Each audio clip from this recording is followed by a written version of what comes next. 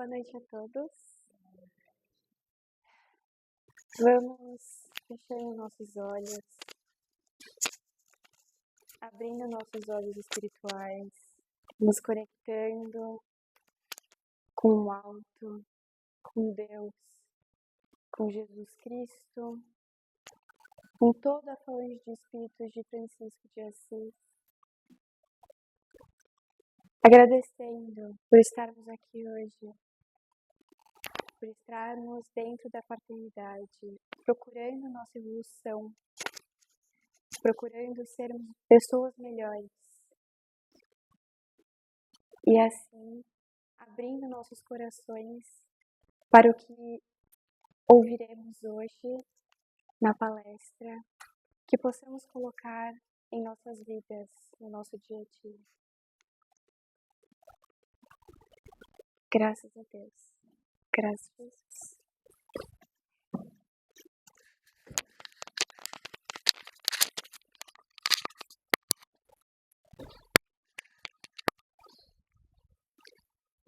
Boa noite a todos.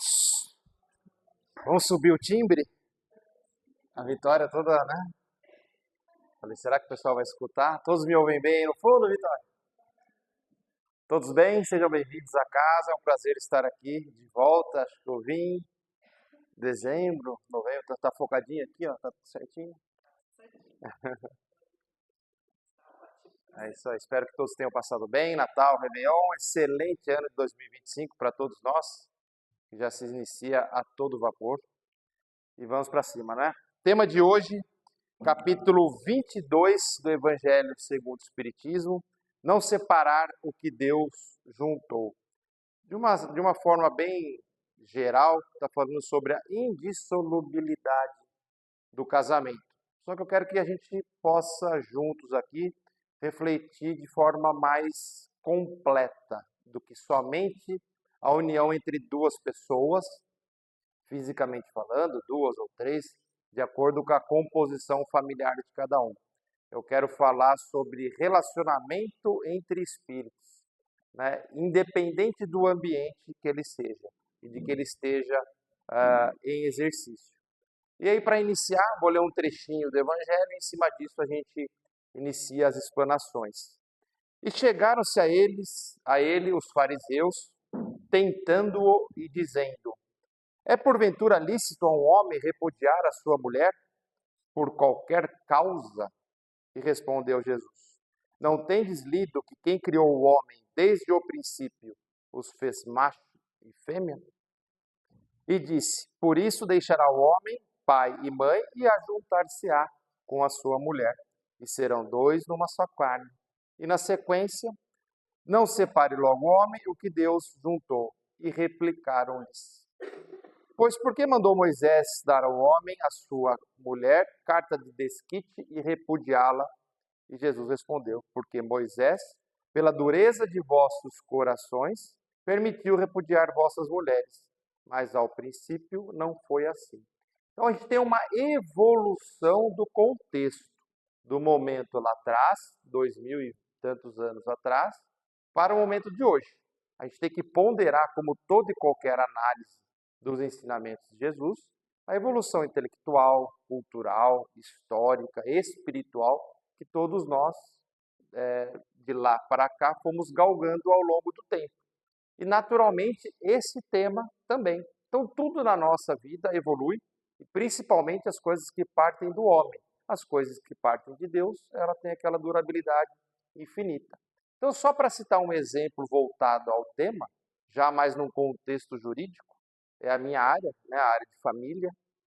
O divórcio, por exemplo, em 2010, ele foi constituído na forma que é hoje.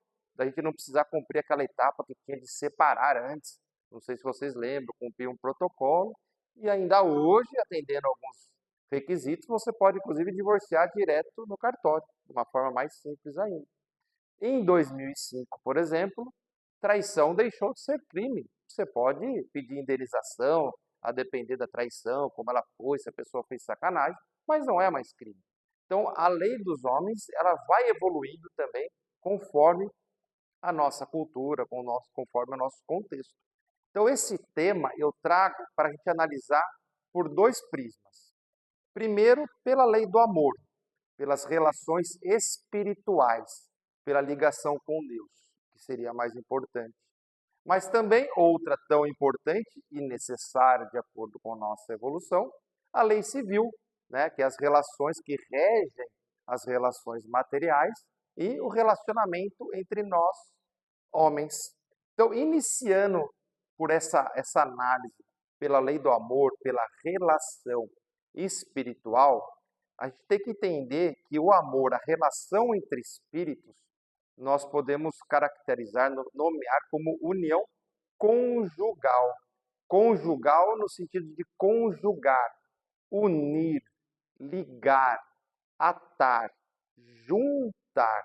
Então, todas as pessoas que se envolvam dentro dessa união conjugal, pode falar o casal em si, mas inclui-se filhos, aquelas pessoas que convivem ou conviverão dentro daquele núcleo, tem a oportunidade de reescrever uma história, de evoluir dentro de algum assunto específico, acertar e aparar determinadas arestas do passado, crescerem junto através dos atritos, através das alegrias, através de todos os desafios que a vida vai proporcionar àquele núcleo familiar.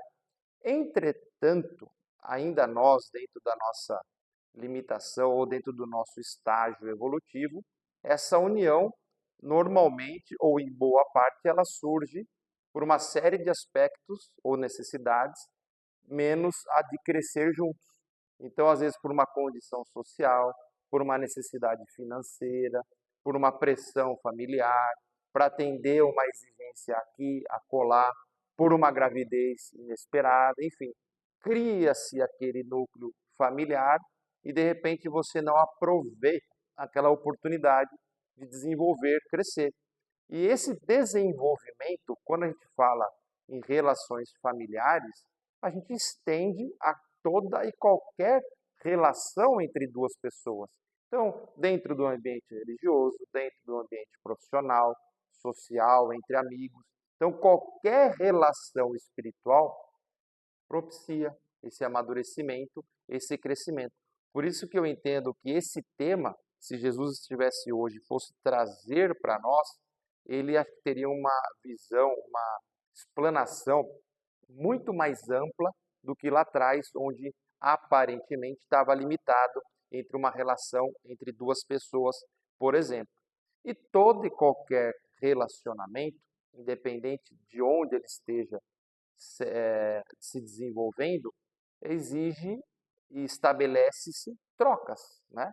Hoje eu estou aqui, exigiu de mim me preparar, estudar, dedicar, mas eu recebo de vocês, apesar de não parecer, energia, coisas boas, isso entrega para mim algo de outra maneira. E assim nos nossos relacionamentos.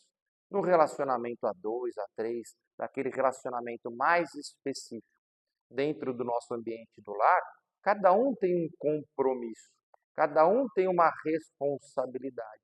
Mas normalmente a gente pensa mais nos nossos direitos. Então aí de repente a pessoa termina um relacionamento, a primeira pessoa que ela lembra é do Vinícius, por exemplo. Doutor, estou me divorciando, estou isso e aquilo, quais são os meus direitos? Só que ao longo do nosso relacionamento, a gente esquece ou intencionalmente apaga da nossa rotina os nossos deveres. Eu costumo citar muito nas minhas palestras, até de forma ilustrativa, coisas pequenas que às vezes é a faísca que falta para explodir e minar o relacionamento, a gente deixa de lado. Quem é responsável pela louça? Quem é responsável por recolher o lixo? Quem é responsável por lavar as roupas, passar? Quem é responsável pela limpeza da casa? Quem é responsável para levar e buscar os filhos quando tiver? Então você tem uma série de responsabilidades materiais do dia a dia que vai minando de repente um relacionamento espiritual. Tem uma frase de Tomás de Aquino que eu acho muito bacana. Se o objetivo principal de um comandante de um navio fosse mantê-lo em segurança, ele nem sairia do cais. Mas por que ele sai? Porque ele quer conhecer novos horizontes, novos lugares. E assim na nossa vida. Se a gente quer crescer enquanto espírito, nos aventurar a novos relacionamentos, a desenvolver famílias, a gente naturalmente vai passar por tempestades, por desafios, até a gente alcançar um novo porto seguro. Então, diariamente, esse processo vai exigir de nós uma autoavaliação. Poxa, como que está o Vinícius dentro do relacionamento familiar? Ele está cumprindo com os deveres dele antes de exigir qualquer tipo de direito? Como que está o Vinícius dentro do ambiente profissional? Como que está o Vinícius dentro do serviço de voluntariado? E assim sucessivamente. Como que está essa análise? O Vinícius, quando chega nos ambientes, eles se tornam melhores ou piores de quando antes dele estar presente? As vidas das quais eu entro e participo, as pessoas crescem e evoluem ou ficam estagnadas ou mesmo retroagem? Então, essa é uma avaliação que a gente tem que fazer de forma permanente. E a gente tem isso muito claro dentro do que a gente percebe e visualiza de conteúdo, por exemplo, as relações tóxicas, né?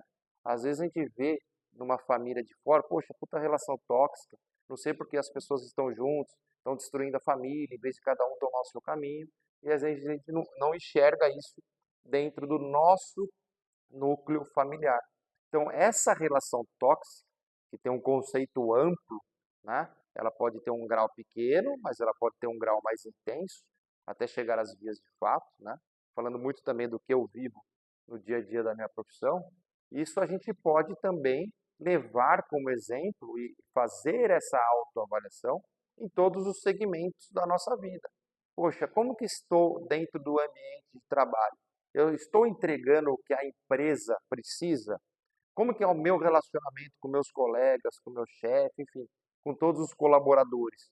Ou eu também estou esperando ser mandado embora, aí já não vai ligar para mim que eu não faço trabalhista. Doutor, quais são os meus direitos para processar a empresa? Então a gente, por uma pequenez espiritual, temos esse infeliz hábito de sempre estar visualizando os nossos direitos. Então a gente abre uma mídia social, a gente quer descarregar todas as nossas energias, a primeira coisa que a gente faz, a gente xinga um político. Porque você não fez isso, isso e aquilo. Você contribui com alguma coisa na sua rua, no seu bairro, dentro do seu núcleo social? Você faz algum trabalho voluntário? Você já fez essa autoavaliação antes de atirar a pedra em quem está fazendo ou tentando fazer? Não estou falando que você não tem o direito de exigir algo, mas a forma como a gente vem tratando vai estagnando. Então eu tenho a convicção que quando Jesus lá atrás trouxe esse contexto da união conjugal, eu acho que o pensamento era muito maior, só que ele não podia expor naquela ocasião por conhecimento. Por quê? Ele tem praticamente um único mandamento que resolveria todos os nossos problemas, que é amar a Deus sobre todas as coisas e o próximo como a si mesmo. Então ele não fala só a esposa, só o marido, só o filho, só o amigo, só o colega, só o chefe. Então isso é uma forma ampla. Então a gente tem que buscar dentro dessa caminhada, dentro desse passo a passo, buscar mais repartir. Jesus repartiu o pão e o peixe do que dividir. Dividir é sinônimo de diminuir, de tirar do outro, de tirar possibilidade. E nós, dentro do nosso contexto social, nós estamos numa sociedade dividida. Tudo a gente racha, tudo a gente enfrenta, tudo a gente bate de frente. E um exemplo para fechar essa primeira parte, de forma bem simbólica e didática, mas eu achei interessante que o Cortella traz isso em alguns temas que ele aborda. De 50 anos para trás, talvez até menos, né? Quando ainda não tinha televisão, ou a televisão não era tão importante nas nossas vidas, quiçá ainda o celular, os ambientes mais importantes de uma residência, de uma casa, eram os ambientes coletivos, né? Uma sala ou a cozinha. Porque as pessoas queriam partilhar ao final do dia as experiências, as histórias, até porque não tinha outra coisa para fazer. Mas existia essa troca. E hoje, se a pessoa tiver uma condição financeira, cada um quer seu quarto, cada um quer seu banheiro, cada um quer sua televisão. Então a gente quer o individualismo, a gente alimenta o individualismo. A gente busca a separação. Separação é o contrário de unir, ligar e atar, que é da união conjugal. Então olha como a gente avaliando as nossas condutas, a gente já interpreta ou imagina o que Jesus esperaria ou espera de nós. E aí vem a análise pelo outro prisma, pela lei civil, pela lei ainda importantíssima para regular as ligações, as transações, né, a conduta do homem, do ser humano. E vai evoluir com os tempos. Tem determinadas leis que já não têm mais necessidade, tem determinadas leis que ainda se fazem presente. Por exemplo, a gente já tem uma certa consciência que não pode jogar lixo no chão. Logo, logo não vai precisar mais de multa por quem jogar lixo. Conforme evoluir culturalmente, isso não vai existir, né? Vai chegar um momento que eu sei que eu não posso mais ofender o próximo. Eu não preciso de uma lei que se eu ofender a Shirley, eu vou ser punido com a pena tal. Não, porque eu vou entender que eu não vou mais ofender o próximo. E o mandamento de Jesus, a hora que a gente chegar próximo de todos efetivamente cumprirem ao pé da letra, amar a Deus sobre todas as coisas e ao próximo como a si mesmo, nenhuma lei mais do homem vai se fazer necessária, porque você sabe o seu espaço, você sabe os seus deveres e os seus direitos. Então isso não vai se fazer mais necessário, mas ainda é. E o divórcio, que é uma parte desse tema, ele faz necessário ainda por uma série de aspectos, porque ainda nós não temos, de repente, a maturidade de lidar com todas as adversidades do relacionamento, e nem por isso nós teremos que sofrer ad eterno. Ninguém vem nessa vida para sofrer, a gente vem para evoluir. Ainda nós não temos um olhar clínico, uma percepção suficiente de eu bater o olho numa pessoa, poxa, essa pessoa que eu vou seguir até o fim da vida. Algumas pessoas já conseguem, mas uma grande maioria não consegue. Então ainda faz parte esse unir e desatar, para cada um ter e vivenciar as suas experiências para continuar evoluindo. O que daí a gente tem que aprender com o divórcio. E quando a gente fala em divórcio, vamos falar em rompimento de relações, e daí dá para a gente abordar isso também na questão profissional, na questão social, questão religiosa. Poxa, não me adaptei em tal religião. Vou partir para outra que possa me atender aos meus anseios. Então a gente tem que saber iniciar e fechar os nossos ciclos. Aí que tem que entrar a nossa maturidade. Porque quando eu comecei a frequentar uma igreja evangélica e atender todas as minhas necessidades, eu era feliz, e a hora que eu entendi que não era mais o que me saciava, eu saio xingando, ofendendo, falando mal do pastor e vice-versa. Isso serve na nossa religião aqui ou qualquer outra. Porque quando eu fui fazer a entrevista de emprego para entrar na empresa, decorei tudo que a empresa fazia, o nome do dono, falei bem de todo mundo, que eu amava a empresa, se for uma empresa que vende produtos de consumo, que eu consumi os produtos, e na hora que eu termino esse ciclo, faço uma reclamação trabalhista, falo mal, escrevo na internet falando mal da empresa, enfim. Então a gente não tem essa maturidade de iniciar e encerrar os ciclos. E normalmente nós, de uma forma até dentro de um processo de vitimização, nós mesmos caminhamos e construímos a nossa UTI espiritual para depois recorrer e resolver mudar. Vamos trazer para um caso prático. Normalmente, quando a gente vai para a UTI por uma questão de saúde, as pessoas que retornam dão um estalo e a pessoa quer o quê? Começar a cuidar da saúde. Nem sempre o faz e algumas nem dão sequência, mas numa situação normal, você vai para a UTI, você toma um susto. Primeira coisa, quando você retoma a rotina normal, você quer se policiar, você quer ter uma vida saudável. E por que assim também não na vida espiritual? Por que eu preciso destruir todo o meu emocional com alguém ou em alguma situação para depois despertar e começar um processo de mudança?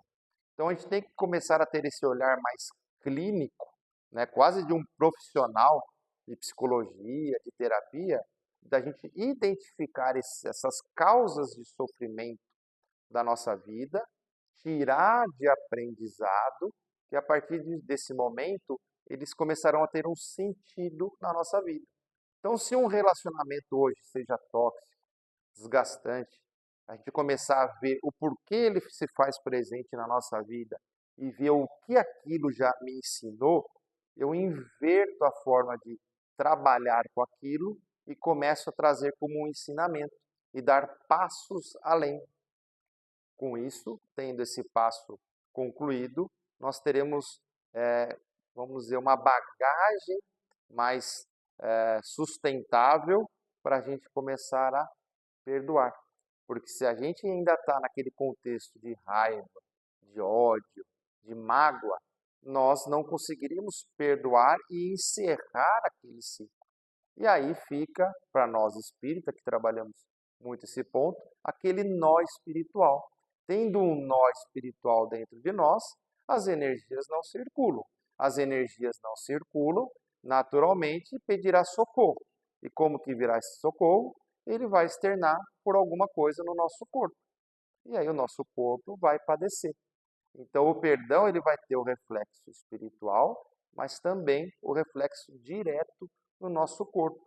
E nós sempre ainda, por essa imaturidade, buscando sempre ir para a UTI da forma mais rápida possível, no primeiro rompimento de relacionamento, a gente se entrega às doenças psicossomáticas, a depressão, os transtornos em geral, e aí a gente fica num furacão emocional que só vai nos levando cada vez mais distante de uma realidade de prosperidade, de crescimento e assim sucessivamente. Tem uma frase do Padre Fábio que eu acho muito interessante. A gente tem essa percepção negativa que as pessoas só querem nos roubar, nos destruir, tomar o nosso tempo, né, nos atacar. E eles falam, existem pessoas que nos roubam materialmente, espiritualmente, energeticamente, só que existem muito mais pessoas que nos devolvem. Então, de repente, você passou um dia conturbado, você vai lá num ambiente religioso, você tem pessoas que vão te ouvir, que vai te ajudar, você tem profissionais que podem te ajudar, às vezes pode vir um conselho, uma ajuda através de um amigo, de um familiar. Então, por mais que não é perceptível as ações boas do nosso planeta, as ações más dão mais audiência e visibilidade, mas as ações boas, elas são em maiores números.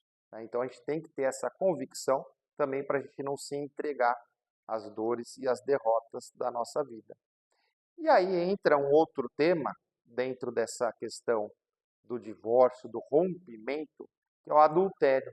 E o adultério também eu acho que ele é muito mais complexo em termos de interpretação e análise do que a gente imagina. Então, adultério, do latim ad alterum torum, que significa literalmente na cama com o outro, que designava, no passado, a prática de infidelidade conjugal e com o tempo se estendeu no sentido de fraudar, falsificar, do verbo adulterar. Jesus costumava empregá-la para designar não só toda ação má, todo pecado, mas todo e qualquer pensamento mau. Eu acho que aí é a chave para a gente interpretar a questão de adulterar. Hoje, dentro do nosso contexto atual, eu acho que se tornou até simples e fácil até, é dolorido falar, mas fácil solução, o adultério físico, que é o que originou a palavra, a pessoa traiu com A, com B, separa, divorcia, a pessoa ficou sabendo, rompeu, resolveu. Né? Mas eu acho que é muito mais complexo a gente enfrentar o adultério que eu acho e tenho convicção que Jesus quer trazer para nós, que é a alteração dos nossos pensamentos, onde a gente 24 horas por dia, tirando o tempo que a gente dorme, ainda assim em pensamentos, em sonhos, boa parte do tempo a gente está pensando algo negativo, de alguma forma. E se a gente tiver esse poder de avaliar, vocês vão perceber que sim. Então, de repente, eu estou na rua dirigindo, vejo um buraco, eu já vou xingar o prefeito. Né? Chego aqui, falhou a câmera, vou xingar, xingar não, pensar. E assim dentro da nossa rotina. E isso vai colocando uma bagagem, né, enchendo todas as nossas memórias e sufocando e deixando a gente sem condições e espaço para pensar no bem, para pensar no crescimento. Ou seja, no adulterar, nós não compreendemos, não toleramos e não respeitamos a situação e a condição do próximo. Então, a partir do momento que deu problema no celular, eu compreendo que a Shirley esqueceu de carregar o celular. Peguei a deixa que você falou que estava sem bateria. Eu não vou adulterar o meu pensamento e pensar mal dela. A pessoa teve uma divergência no relacionamento. Eu compreendo aquela pessoa, eu tolero porque ela teve aquela atitude por causa disso, disso e disso. A empresa me mandou embora. Eu compreendo aquela ação porque a empresa estava numa situação X, Y, Z. Então isso vai nos dando maturidade de não julgar o próximo e naturalmente você deixa de adulterar. Olha que interessante. Só que aí entra uma vaidade nossa, um egoísmo nosso, que nós não somos e não temos capacidade de sermos fiéis no pouco, para daí nós merecermos o muito. E ainda num contexto de vida hoje, que a gente quer tudo fácil, rápido e simples, eu vou falar nas questões musicais que fica muito fácil de dar um exemplo. Tinha um determinado CD, fale qualquer mídia digital, que agora nem sei mais o que falar, né? Porque não existe mais. A gente tinha o CD que custava R$ 50 de um cantor famoso. A gente não tinha condições de avaliar o quanto aquele cantor se dedicou, a gravadora, os custos de materiais, o custo de produção para valer R$ 50. Só que para ter aquele produto que a gente fazia, pagava R$ 5 um CD pirata.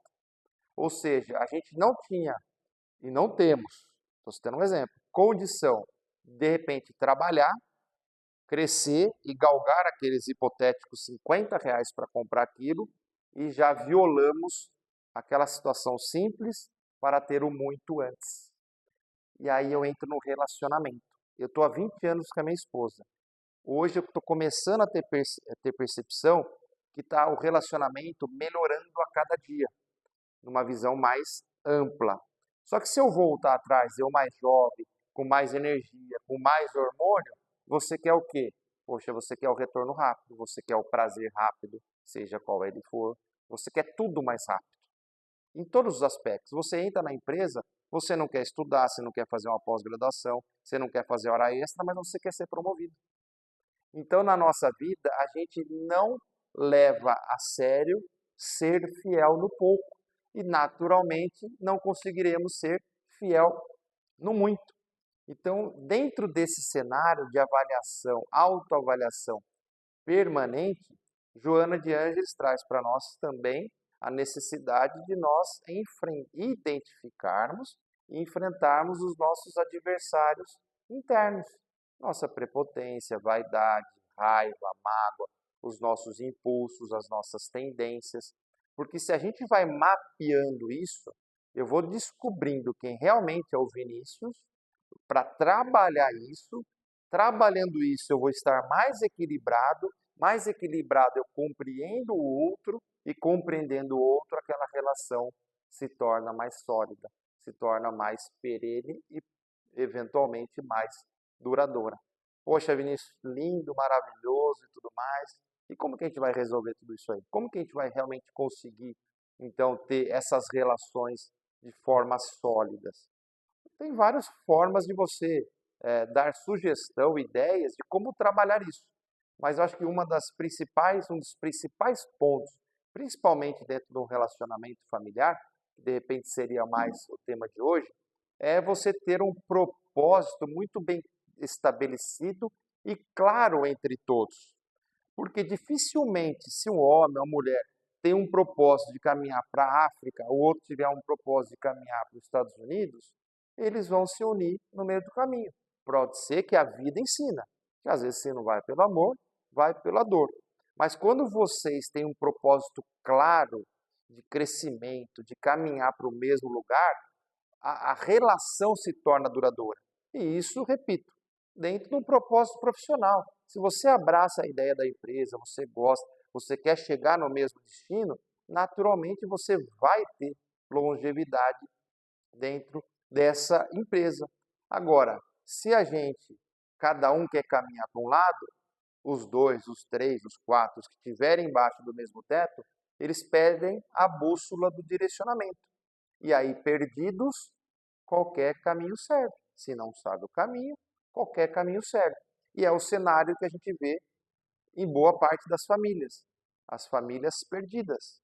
Um filho caminhando para o lado, a mãe para o outro, o pai para o outro, o irmão para o outro, o primo para o outro. E não estou falando só em sentidos profissionais, eu estou falando em ideais de crescimento. Cada um dentro da sua característica, cada um dentro do seu conhecimento. Então faz falta essa clareza de propósito.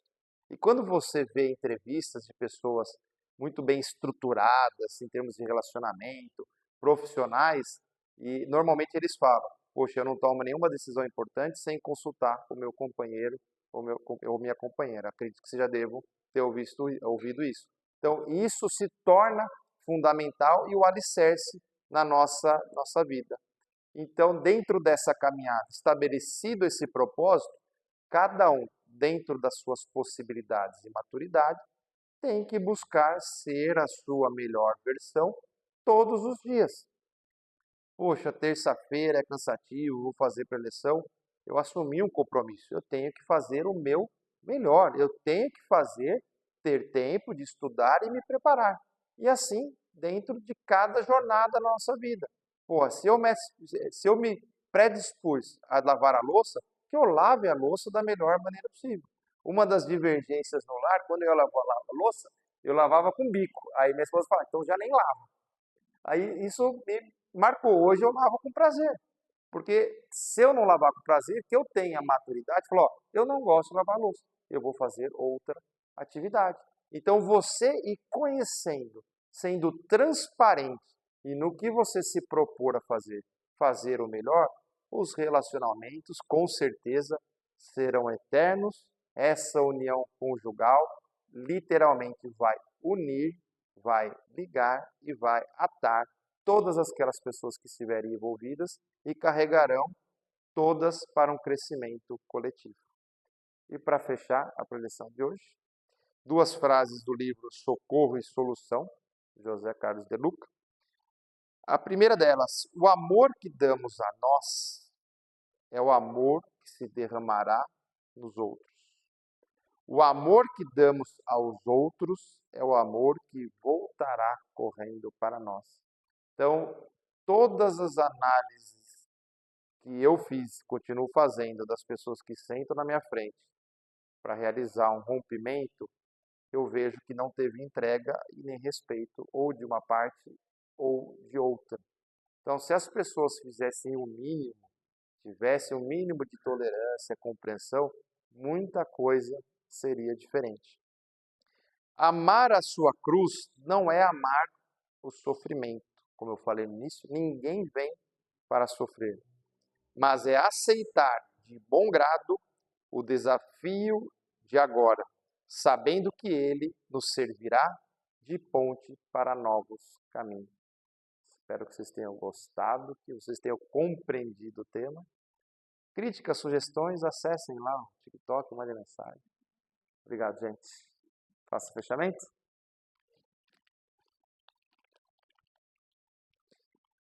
Então, mais uma vez, nós aqui reunidos nesta terça-feira, 14 de janeiro, agradecidos, Pai, pela nossa saúde, por estarmos aqui tendo a oportunidade de direcionar os nossos pensamentos a uma força maior que nos ajuda diariamente a crescer, a caminhar, a evoluir. Que os nossos pensamentos, a partir de agora, sejam nossos aliados, nos alertem para os caminhos desviados, que eles possam agregar valores na nossa vida e nós, naturalmente, dentro dessa caminhada, direcionemos os nossos esforços para ações do bem, para auxiliar o próximo, e com certeza toda essa dedicação nos retornará com muita energia, com muita luz e com muita prosperidade. Pai, que o Senhor ilumine a nossa família, para que ali seja um núcleo de desenvolvimento, de respeito, de trocas, e todos ali que estiverem possam crescer, possam auxiliar todos que ali estiverem, para juntos evoluírem e estarem cada vez mais próximo de Ti. Gratidão, meu Deus, por esses dias. Que o Senhor abençoe e ilumine a caminhada dessa semana, nos proporcionando, junto com o nosso trabalho, dedicação, muita prosperidade, abundância, empatia e muito crescimento para a nossa vida. Gratidão, meu Deus, por este dia, que assim seja, graças a Deus, graças a Deus. Só obrigado, fiquem com Deus e ao pessoal da casa, boa sequência de trabalhos. Tchau, queridinha.